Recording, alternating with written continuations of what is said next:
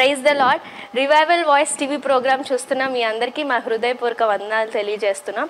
ఇప్పుడు మా నాన్నగారు బిషప్ కొత్తపల్లి సుధాకర్ పాల్ గారు వాక్యాన్ని అందిస్తుండగా మీరందరూ శ్రద్ధగా విని దైవ దీవెనలు పొందండి.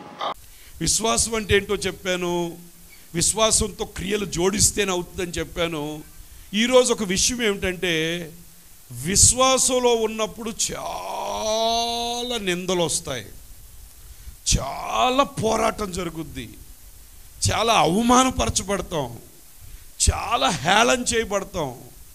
విశ్వాసంతో జీవించేటప్పుడు చాలా ఒకలాంటి నిరుత్సాహ స్థితిలో కూడా ఏమవుద్దో తెలుసా, విశ్వాసంతో ఉన్న వాళ్ళని నెట్టివేయబడతాం. దేవునికి స్తోత్రాలు చెల్లిద్దాం. హల్లెలూయా. ప్రభు ప్రతి వారం కూడా నాకు చాలా విషయాలు నేర్పిస్తూ ఉన్నారు. విశ్వాసంలో ఉన్నప్పుడు, విశ్వాస వాక్కులు పలుకుతున్నప్పుడు, విశ్వాసంలో జీవిస్తూ ఉన్నప్పుడు, విశ్వాసంతో ఆ విశ్వాసమే నమ్మకం, ప్రభువే అన్నప్పుడు మనకు చాలా అభ్యంతరాలు, అవాంతరాలు, మనస్సును కృంగదీసేవి, ఒక్కోసారి హృదయం చలించిపోయి ఏడ్చుకునే పరిస్థితులు కూడా వస్తాయి. దేవునికి స్తోత్రాలు చెల్లిద్దాం. ఎన్ని వచ్చినా విశ్వాసమే గెలుచుద్ది. దేవునికి స్తోత్రాలు చెల్లిద్దాం. రెండో మాట ఏంటంటే, విశ్వాసం అనేది ఆత్మ సంబంధమైన కార్యం, అవిశ్వాసము, అపనమ్మకం అనేది శారీరక సంబంధమైన కార్యం. అది దేవునికి స్తోత్రాలు చెల్లిద్దాం. శరీరానుసారులు ప్రభుని నమ్మరు, వాళ్ళకు కనబడే దాని మీదే ఆధారపడతారు. శరీరాన్ని ఆధారం చేసుకుని బ్రతికే వాళ్ళు శరీరంలో ఉన్న కదలికలను బట్టి, కళ్ళతో వాళ్ళకు కనబడుతున్న దానిని బట్టే నమ్ముతారు. వారికి విశ్వాసంతో పని లేదు. ఆత్మానుసారులు శరీరంలో ఎంత బలహీనత ఉందా, కళ్ళ ముందు ఎంత భయంకరమైన కార్యాలు కనబడుతున్నా, వాళ్ళు మాత్రం నా ప్రభు నాతో ఉన్నాడు కాబట్టి వీటన్నిటిని నేను అధిగమిస్తాను, జయము నాకు వస్తుందని దాన్నే వాళ్ళు నమ్ముతారు. దేవునికి స్తోత్రాలు చెల్లిద్దాం. దానిని బట్టి మీరు శరీరానుసారంగా బ్రతుకుతున్నారా, ఆత్మానుసారంగా బ్రతుకుతున్నారని మీకు అర్థమైపోద్ది. దేవునికి స్తోత్రాలు చెల్లిద్దాం. శరీరానుసారులు ఎప్పుడు కూడా శరీరముతో వెలిచూపును బట్టే నడుస్తారు.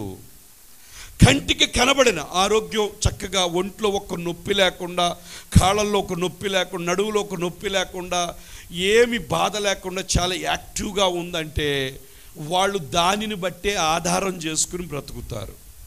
అలాగే కంటి ముందు అన్ని డబ్బులు కనపడి అన్ని కనబడతా ఉంటే ఇంకా మనకు బాధ లేదని ఆ శరీరాన్ని ఆధారం బేస్ చేసుకుని బ్రతికే వాళ్ళు శరీరానుసారులు. ఆత్మానుసారులు, ఆత్మ సంబంధులైన బిడ్డలు ఎవరయ్యా అంటే, వాళ్ళు పరిస్థితులు ఎంత గంభీరంగా ఉన్నా, ఎంత దారుణంగా ఉన్నా, వాళ్ళు మాత్రం ఎప్పుడు పాజిటివ్ మాటలే, విశ్వాసపు మాటలే, లేనిది ఉన్నట్టుగానే జరిగినట్టుగానే మాట్లాడతారు. వాళ్ళే దేవుని యొక్క ఆత్మ సంబంధమైన బిడ్డలు. దేవునికి స్తోత్రాలు చెల్లిద్దాం. అవిశ్వాసము సాతాను యొక్క ఆయుధము, విశ్వాసము ప్రభు యొక్క ఆధారం. దేవునికి స్తోత్రాలు చెల్లిద్దాం. ప్రభు యొద్దకు వచ్చేవాడు, ప్రభు దగ్గరికి వచ్చేవాడు దేవుడు ఉన్నాడని నమ్ముతాడు. దేవునికి స్తోత్రాలు చెల్లిద్దాం. రెండోది ఏంటో తెలుసా, ఆయన దగ్గరికి వచ్చేవారు దేవుడు ఉన్నాడని, తన్ను అడిగితే ఫలము ఇస్తాడని నమ్ముతాడు. దేవునికి స్తోత్రాలు చెల్లిద్దాం. అదే ప్రభు దగ్గరికి వచ్చి అపనమ్మకంతో బ్రతికే వాళ్ళు ఊరికే ఒక ఆచారమైన భక్తి చేస్తూ, పైకి క్రైస్తవులు అని చెప్పుకుంటూ, పైకి దేవుని బిడ్డలమనే చెప్పుతారు, కానీ వాళ్ళల్లో ప్రభు మీద నమ్మకం ఉండదు, ప్రభు మాటల మీద నమ్మకం ఉండదు, ప్రభు కార్యాల మీద నమ్మకం ఉండదు. ఎంతసేపు శరీరము చెప్పినట్లుగానే బ్రతుకుతూ, అందుకే వారు దేవుని నామానికి మహిమ తెచ్చేవారుగా ఉండరు, పేరుకి క్రైస్తవులుగానే ఉంటారు. దేవునికి స్తోత్రాలు చెల్లిద్దాం. కాబట్టి దేవుడు మనల్ని ఎన్నుకున్నది ఎందుకో తెలుసా, ఎలాంటి పరిస్థితులైన దేవుని బిడ్డమని నిలబడి, షడ్రకు మేషకు అబేద్నెగోలకి నెబుకద్నెజరు రాజు ఏం చేశాడంటే పెద్ద ఒక ప్రతిమను, బొమ్మను నిలబెట్టి ఏమన్నాడో తెలుసా? ఇదిగో ఒక బోర ఊదుతారు, వీణ సింఫొని అది వాయించినప్పుడు ఆ స్వరం వినపడగానే అందరూ కూడా ఆ ప్రతిమకు మొక్కాలి అని చెప్పి ఒక చట్టాన్ని, ఒక లాను పాస్ చేశాడు. చేయగానే లోకమంతా ఏమైపోయిందంటే నెబుకద్నెజరు కింద ఉన్న సంస్థానం అందరూ కూడా ఆ సౌండ్ వినపడగానే అందరూ కూడా బొమ్మకు మొక్కేస్తున్నారు. మొక్కిన వాళ్ళందరూ ఎవరో తెలుసా? శరీరానుసారులుగా తీసుకోండి మీరు. వాళ్ళు రాజుకు భయపడ్డారు, రాజు ఆజ్ఞకు భయపడ్డారు. ఒకవేళ మొక్కకపోతే దాని యొక్క పర్యవసానం ఏమిటంటే మండుచున్న అగ్నిగుండంలో పడిపోతామని ఒక భయం వాళ్ళని ఆవరించి వాళ్ళలో విశ్వాసం లేకుండా అవిశ్వాసంతో ఏం చేశారంటే దానికి మొక్కటం ప్రారంభించారు. దేవునికి స్తోత్రాలు చెల్లిద్దాం. ఈరోజు కూడా చాలా మంది నెబుకద్నెజరు లాగానే సాతానుగాడు, నెబుకద్నెజరు ఎవరో తెలుసా? సాతానికి గుర్తుగా ఉన్నాడు. వాడులాగానే రోగాలు, బాధలు, శ్రమలు, శోధనలు, ఇబ్బందులు వచ్చినప్పుడు వాటికి మొక్కి జీవగల దేవుణ్ణి వదిలిపెట్టి శరీరానుసారంగా బ్రతికేవారు ఈ లోకంలో చాలామంది ఉన్నారు. దేవునికి స్తోత్రాలు చెల్లిద్దాం. అలా మొక్కుతున్న తరములో ఒక ముగ్గురు, షడ్రకు, మేషకు, అబేద్నెగోలు, దానియేలు అనే ఒక నలుగురు, వీళ్ళు బానిసల పిల్లలుగా, యూదులు పిల్లలు బబులోను సామ్రాజ్యానికి బానిసలుగా తీసుకొచ్చారు. ఆ యొక్క బబులోను సామ్రాజ్యంలో అన్యుల దేశంలో ఉన్న వాళ్ళు విశ్వాసాన్ని కోల్పోలేదు. దేవునికి స్తోత్రాలు చెల్లిద్దాం. రాజుతో చెప్పారు, ఏమనో తెలుసా?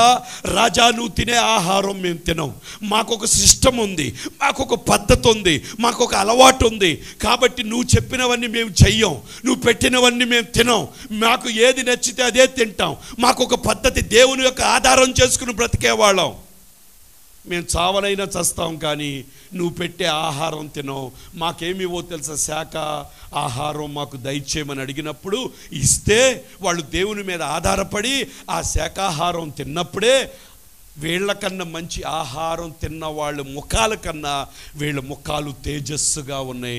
ఎందుకంటే వీళ్ళతో పాటు ఎవరున్నారో తెలుసా? దేవాది దేవుడున్నాడు. వాళ్ళు దేవునికి ప్రాధాన్యత ఇచ్చారు, దేవుణ్ణే నమ్ముకున్నారు.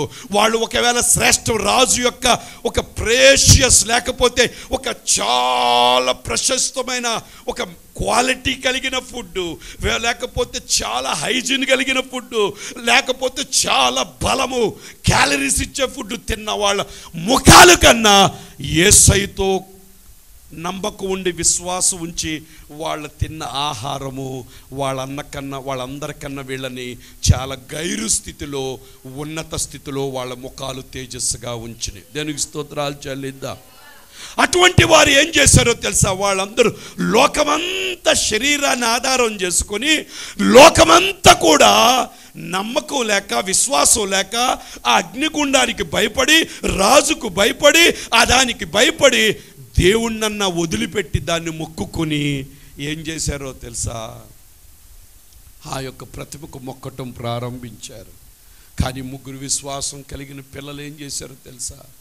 రాజు అయిన నెబుకద్నెజరు, నువ్వు నిలవబెట్టిన ప్రతిమకు మొక్కాలన్న చింత మాకు, విశ్వాసంలో చింత ఉండదు. దేవునికి స్తోత్రాలు చెల్లిద్దాం. పక్క వాళ్ళకి చెప్పండి, విశ్వాసంలో చింత ఉండదు. చాలామంది నాకు విశ్వాసం ఉందే, చింత ఉంది, మాయ చేస్తున్నావు దేవుణ్ణి, నీకు నువ్వే మాయ చేసుకుంటున్నావు. విశ్వాసంలో చింత ఉండదు. రోగం వచ్చిందన్న దిగులుండదు, డాక్టర్ గారి రిపోర్ట్ని బట్టి దిగులుండదు. దిగులు పడుతున్నావంటే నీలో ఏమీ లేదు, ఎవరి మీద నమ్మకం లేదు అంటే నువ్వేం చెప్తున్నావు అంటే దేవుడికి, దేవుడా నువ్వు దేవుడని నేను నమ్ముతున్నాను కానీ నా జీవితంలో నీ రోగాన్ని తీస్తావన్న నమ్మకం నాకు లేదు కాబట్టే నేనేమవుతున్నాను. నమ్మకం ఉంటే చింతపడతావా? చేతిలో డబ్బులు చింతపడతావా? చెప్పండి, అద్దె కడతాను డబ్బులు చింతపడతావా? డబ్బులు పెట్టుకుని చింత, అమ్మో కడతానో లేదు అంటారు ఎవరన్నా? అసలు నిశ్చింతగా ఓనర్ గారు అంటే 5-5 సార్లు తిరుగుతూ ఉంటాం భయపడకుండా. అదే డబ్బులు కట్టకపోతే దాక్కుంటాం. దేవునికి స్తోత్రం. అంటే ఏంటి? చింత నిన్నేం చేస్తుంది? ధైర్యాన్ని తీసేస్తుంది, దాక్కునే స్థితిలోకి తీసుకెళ్ళిపోతుంది. ఆదామవ్వలు పండు తిన్నాక వాళ్ళలో భయం వచ్చేసింది. భయం వచ్చి ప్రభువు వచ్చినప్పుడు దాక్కున్నారు. అదే వాళ్ళు తినకోకుండా ఉంటే ఎలా ఉండేవాళ్ళు? ప్రభు ముందు ధైర్యంగా నిలబడేవాళ్ళు. అవిశ్వాసులకి భయం ఎక్కువ, అవిశ్వాసులకి కంగారు ఎక్కువ, అవిశ్వాసులకి టెన్షన్ ఎక్కువ, అవిశ్వాసులకి యాంగ్జైటీ ఉంటుంది. ప్రభు బిడ్డలకి చింత ఉండదు. దేనికి స్తోత్రాలు చెల్లిద్దాం. మీరు అనొచ్చు, పాస్టర్ గారు భలే చెప్తున్నారు, కొత్త మాటలు లాగున్నాయి. అవును, యేసు ప్రభు వారు సముద్రం మీద వెళుతున్నారు, అమరం మీద తలబెట్టి నిద్రపోతున్నారు. అప్పుడు తుఫాన్ వచ్చింది. యేసయ్య కంగారు పడ్డాడా, టెన్షన్ పడ్డాడా? యేసయ్యకి కాళ్ళు చేతులు వణికిపోయినా, పేతురు నన్ను తప్పించు, పేతురు పేతురు ప్లీజ్ అన్నాడా? అల్ప విశ్వాసులారా, మూర్ఖ తరములారా. అంటే విశ్వాసం లేనోళ్ళు కూడా ఎవరో మూర్ఖులు. ఒక విషయం ఏముందో తెలుసా? పిల్లలు పోగొట్టుకున్న ఎలుకబంటు నన్ను ఎదుర్కోవచ్చు అంట. మూర్ఖుడు మనస్సును రంజింప చేయలేమంట. అవిశ్వాసుని నువ్వు ఏం చేయలేము. మనం విశ్వాసిని ఎదుర్కోవచ్చు, అవిశ్వాసుని ఎదుర్కోలేవు. విశ్వాసికి అవిశ్వాసికి జతేంటి అసలు? నువ్వేమో విశ్వాసం పలుకుతుంటే అది అవిశ్వాసం ఏం చేస్తుంది తెలుసా? నువ్వు పలికినవన్నీ నమ్మదు. ఉన్న నీ నమ్మకాన్ని పోగొట్టి నిన్ను కూడా నరకానికి పట్టుకెళ్ళిపోవాలని అవిశ్వాసుడు ప్రయత్నం చేస్తుంది. ఎందుకో తెలుసా? అవిశ్వాసుల యొక్క లాస్ట్ డెస్టినీ ఎక్కడ? పిరికివారు అవిశ్వాసులు మండుచున్న అగ్ని గంధకముల యొక్క గుండములో పాలు పొందుదురు. ఇది రెండవ మరణము. కాబట్టి అవిశ్వాసంతో మాట్లాడే వాళ్ళ జతకి నువ్వు వెళ్ళొద్దు. నిన్ను నరకానికి తీసుకెళ్ళటానికి ఆ శరీరాన్ని వాడుకుని నీ ద్వారా దేవుని మహిమ రానికుండా చెయ్యాలని ఆ దెయ్యం దూరింది. దెయ్యానికి దూరంగా పారిపో. దేవునికి స్తోత్రాలు చెల్లిద్దాం. అసలు ఆ మాట లెక్క చెయ్యొద్దు. దేవునికి స్తోత్రాలు చెల్లి. కొంతమంది అంటే నీకు ఆ రోగం తగ్గితే నేను చూస్తానువే. నీ తగ్గినప్పుడు తగ్గటం కాదు, నీకు తగ్గదేమో, నాకు వదిలి నీకు వచ్చుద్దని చెప్పాలి. దేవునికి స్తోత్రాలు చెల్లిద్దాం. హల్లెలూయా. నా దేవుడు నాకు తగ్గిస్తాడు. దేవునికి స్తోత్రాలు చెల్లిద్దాం. అది మనం మాట్లాడాల్సిన మాటలు అని. ఏమండి, ఈరోజు ఒక పని చేద్దామండి. ఎవరైతే అనారోగ్యంతో ఉన్నారో చేయి పైకి ఎత్తండి. అనారోగ్యంతో ఉన్న వాళ్ళందరూ. రోగంతో మనం మాట్లాడదాం. ఏమని తెలుసా? ఈ మాట చెప్పండి. రోగమా? అందరు చెప్పండి. రోగమా, నా శరీరంలోకి ఎట్ట దూరేవు మొత్తానికి. కానీ ఈరోజు ఒక సత్యాన్ని నీకు చెప్తున్నా, విను. నేను యేసయ్య బిడ్డని. యేసయ్య నాలో ఉన్నాడు. నాలో ఉన్నవాడు లోకంలో ఉన్నవాని కంటే, లోకంలో నీ రోగం కంటే, నా ఒంట్లో ఉన్న నీ పరిస్థితి కంటే గొప్పవాడు. నేను యేసయ్యనే నమ్ముతున్నాను. కాబట్టి నీ గురించి ఆలోచించే టైము, అసలు నీ గురించి పట్టించుకునే టైము, నీ వైపు కన్ను ఎత్తి చూసే టైము నాకు లేదు. ఎందుకంటే నా ప్రభు త్వరగా రాబోతున్నాడు. నేను ఆత్మలు సంపాదించాలి, నేను ప్రార్థన చెయ్యాలి, నశించిపోయే ఆత్మలు వెతికి రక్షించాలి, కొంతమందినన్నా రక్షించాలి. కాబట్టి నీ గురించి, రోగమా నీకే చెప్తున్నా, రోగమా నాకు చెప్తున్నా. నేను రోగం కాదు, మీ ఇంట్లో ఉన్న రోగానికి చెప్పుకోండి. వీళ్ళేదో మొత్తం నేనే రోగం అన్నట్టు నీకే చెప్తున్నా అంటున్నారు ఎవరో. నాకు కాదు, మీ ఒంట్లో ఉన్న రోగంతో మాట్లాడండి. యేసునామమున వెళ్ళిపో. నువ్వు ఇంకా ఉండటానికి వీల్లేదు, నిన్ను చూడటానికి వీల్లేదు. అసలు నీ గురించి నాకు చింత లేదు. హల్లెలూయా. చెప్పండి కూడా, దేవునికి స్తోత్రాలు చెప్పండి. హల్లెలూయా, హల్లెలూయా. వీళ్ళు అదే చేశారు. రాజైన నెబుకద్నెజరు. దానియేలు గ్రంథం 3వ అధ్యాయం 16 చదవండి. షద్రకును మేషకును, వినండి అందరూ. షద్రకును మేషకును అబేద్నెగోయు రాజుతో ఇలాగు చెప్పారు. నెబుకద్నెజరు. వినండి, పేరు పెట్టి పిలుస్తారు. రాజుని ఏమని పిలుస్తున్నారు? నెబుకద్నెజరు. రోగాన్ని నువ్వు పిల్ల. ఏ షుగరు, నువ్వు వినవే. నువ్వు ఎంతకాలం నన్ను ఆడిస్తావు? నువ్వు నా దేవుడి కింద ఉన్నోండి నువ్వు నన్ను ఆడించటం ఏంటి? గుడికి వెళ్ళనివ్వు, పడుకుంటే లెగనివ్వు, ఆ మామిడికాయలు చూడటమే కానీ తింటే పాపం లేదు, కొంచెం తింటే పెరిగిపోతా. అసలు నువ్వు నన్ను అడగకుండా ఎందుకు వచ్చావు నా ఇంట్లోకి? నేను చెప్పేది రైట్ అంటారా రాంగ్ అంటారా? మరి రోగం నీకు ఇల్లీగల్. నువ్వేమో ఆయన పొందిన దెబ్బల చేత స్వస్థత పొంది నువ్వు ఆరోగ్యంగా ఉంటే ఇల్లీగల్గా రైట్ లేకుండా వచ్చి నీ ఒంట్లో కూర్చుంటే నువ్వేం చేయాలి? గ్రేట్గా చెప్పుకుంటున్నాం మనం. నాకు 15 years నుంచి అండి ఇది ప్రాబ్లంతో ఉన్నాను. ఐఎమ్ 15. ఏంటి మీరు 10 బాధపడతారు 2 yearsకే? I'm 15 years. ఐఎమ్ 15. ఇంకొక ఏంటండి మీరు 15 అంటారు? నేను 25 years నుంచి ఈ బాధ నాకు. యేసు నామంలో అసలు నా ఒంట్లో ఉండటానికి వీలు. అసలు నువ్వు ఎందుకు వచ్చావు నా ఒంట్లోకి? దేవునికి స్తోత్రాలు చెల్లిద్దాం. హల్లెలూయా. వీళ్ళు అదే చెప్తున్నారు. రాజైన నెబుకద్నెజరు చెప్పండి. ఎందును గూర్చి? నువ్వు నిలబెట్టిన బొమ్మను గూర్చి నీకు ప్రత్యుత్తరం ఇవ్వాలన్న చింత మాకు లేదు. ఓ దేవునికి స్తోత్రాలు చెప్పండి. రోగాలకి రియాక్ట్ అవ్వాల్సిన అవసరం లేదు. నువ్వు ఎలా రియాక్ట్ అవ్వాలో తెలుసా? దానికి మొక్కాల్సిన మాకు బాధ్యత లేదు. దాని మీద నుంచుంటామే కానీ దానికి మేము మొక్కం. టైఫాయిడ్ వచ్చిందని నీకు అసలు నేను మొక్కను. దేవునికి స్తోత్రాలు చేయాలి. యేసయ్య పొందిన దెబ్బల చేత నాకు స్వస్థత కలుగుతుంది. ఆల్రెడీ నా యేసయ్య తీసేశాడు. నేను ఆరోగ్యవంతుడిని అని విశ్వాసంలో నువ్వు ఎదగాలి. దేవునికి స్తోత్రాలు చెల్లిద్దాం. హల్లెలూయా.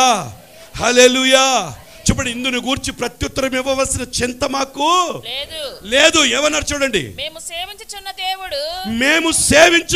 దేవుడు మండుచున్న వేడిమి గల ఈ అగ్నిగుండంలో నుండి మమ్మల్ని తప్పించి రక్షించుటకు సమర్థుడు. ఓ చెప్పండి కూడా దేవునికి స్తోత్రాలు చెప్పండి.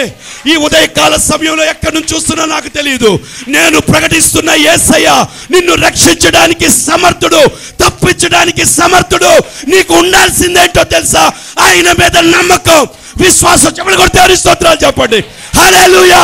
ఈ రోజు ఆ రోగం పోకపోవడం కారణం, ఈ రోజు ఆ వ్యాధి నుంచి విడుదల పొందకపోవడం కారణం, ఈ రోజు నీ భర్త మారకపోవడం కారణం, ఈ రోజు నీ బ్రతుకు అడుక్కునే స్థితిలో ఉండడానికి కారణం ఏంటో తెలుసా? నువ్వు దేవుణ్ణి నమ్మవు. నమ్మకం లేదు నీకు. నమ్మకం ఉంటే దేవుడికి ఇవ్వాల్సిన దశభాగం నువ్వు ఇస్తావు. నమ్మకం లేదు కాబట్టి నువ్వు ఇవ్వట్లా. నమ్మకం లేదు నీకు. నీ ప్రభు దీవిస్తాడని తెలియదు. నువ్వు దేవుని సన్నిధిలో వెత్తగానే ఆకాశ వాకిళ్ళు తెరవబడతాయని నీకు తెలియదు. నువ్వు నమ్మవు. అందుకే నువ్వు అడుక్కునే స్థితిలో ఉంటున్నావు. ఎప్పుడు అందరి దగ్గర చేయి చాచే స్థితిలో ఉంటున్నావు. నీ గిన్నె నిండి పొర్లి పారట్లేదు. దానికి కారణం ఏంటో తెలుసా? నువ్వు దేవుణ్ణి నమ్మవు. వీళ్ళు నమ్మేమంటున్నారు తెలుసా? అటు చూస్తే అగ్నిగుండం, భయంకరమైన అగ్నిగుండంలో రాజు తలుచుకుంటే దెబ్బలకి కొదువా అని అన్నారు. రాజు తలుచుకుంటే తోసేస్తాడు. అయినా సరే నెబుకద్నెజరు పేరు పెట్టి పిలిచారు. నెబుకద్నెజరు ఇందుని గూర్చి అసలు విశ్వాసం చింతపడదు. దేవునికి స్తోత్రాలు చెల్లిద్దాం.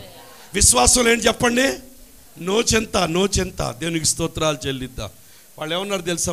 మా దేవుడు రక్షించడానికి కాబట్టి వాళ్ళు చింతపడలేదు. దేవునికి స్తోత్రాలు. ఈరోజు ప్రశ్న, నీ దేవుడు నిన్ను రక్షించలేడా? నీ దేవుడు నిన్ను తప్పించలేడా? నీ దేవుడు నిన్ను పైకెత్తలేడా? నీ దేవుడు అలాగే ఉంచుతాడా? నీ కొరకు రక్తం కార్చిన దేవుడు, నీ కొరకు తన కుమారుని ఇచ్చిన దేవుడు నిన్ను పైకి తీసుకురాడా? నీ కుటుంబాన్ని కట్టడా? నీ బిడ్డలను కట్టడా? 100% కడతాడు. అనుమానం లేకుండా చెప్తాం. హల్లెలూయా. ఆయన కట్టాలంటే నీలో ఏముండాలి? ఆత్మ సంబంధమైన మనిషిగా నువ్వు మారిపోవాలి. ప్రభువునే నమ్మాలి. లేని చోట ఉందని పలకాలి. అంతేగాని చర్చిలో కూర్చున్నాడు ఉందని ఆ మనుషులు కనపడగాని మాకు ఎక్కడండి. నీ జీవితంలో పైకి రావు.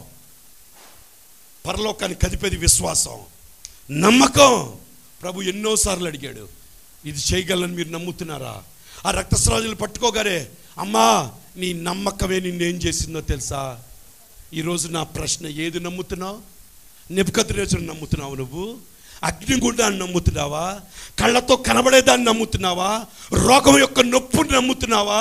రోగం యొక్క తీవ్రతను నమ్ముతున్నావా? లేకపోతే నీ కుటుంబంలో ఉన్న సమస్యలు నమ్ముతున్నావా? నీ భర్త తాగే దెయ్యాన్ని నమ్ముతున్నావా? దేన్ని నమ్ముతున్నావు? నీ ప్రభుని నమ్మటం నేర్చుకో. దేవునికి స్తోత్రాలు చెల్లిద్దాం. హల్లెలూయా. ఊరంతా ఒక దారి వెళ్తుంటే వీళ్ళు ఇంకో కొత్త దారి వేస్తున్నారు. ఏ దారో తెలుసా? చింత లేని దారి. విశ్వాసంలో చింత ఉండదు. దేవునికి స్తోత్రాలు చెల్లిద్దాం. శ్రమ ఉంటుంది కానీ చింత ఉండదు. దేవునికి స్తోత్రాలు చెల్లిద్దాం. కష్టం ఉంటుంది అయినా తర్వాత వచ్చింది, శ్రమ వచ్చింది చూద్దాం. ఏమన్నారు తెలుసా? చింత లేదన్నారు. మా దేవుడు ఎవరో తెలుసా? మేము ఎందుకు చింత పట్టలేదు తెలుసా? మేము ఆరాధిస్తున్న దేవుడు రక్షించడానికి, తప్పించడానికి సమర్థుడు. ఓ మిమ్మల్ని ప్రభు దగ్గర ఎంతసేపు కూర్చోబెడితే అంత ఆయన చెక్కుతాడన్నది ఆశ. దేవునికి స్తోత్రం. ఓ ప్రభు దగ్గర ఉంటే, ఆ సారి మీద ఉంటే ప్రభు చెక్కుతూ ఉంటాడు, తయారు చేస్తూ ఉంటాడు. ఒక దినాన్ని ఈరోజు నువ్వు ఆ వస్తువు కాకపోయినా ఒక దినాన రాజభవనంలో ఒక ఉపయోగపడే వస్తువుగా నువ్వు మారిపోతావు. అంటే ఆయనకి ఏమి ఇవ్వాలో తెలుసా? సమయం ఇవ్వాలి. దేవునికి స్తోత్రాలు. హల్లెలూయా. ఒకవేళ గవర్నమెంట్ వాళ్ళు చెప్పారు ప్రతి ఇంటికి ప్రతి ఆదివారం 10 గంటలకల్లా ఒక్కొక్కరికి మేము 2000 రూపాయలు ఇస్తున్నామంటే గుడికి వస్తారా? మొత్తం గుడి ఎగ్గొట్టి వెళ్ళిపోతారు 2000కి. దేవునికి స్తోత్రాలు చెల్లిద్దాం. హల్లెలూయా, హల్లెలూయా. తాత్కాలికంగా వెలిచూపుని బట్టి కనబడేదానికి పరిగెడుతున్నారు.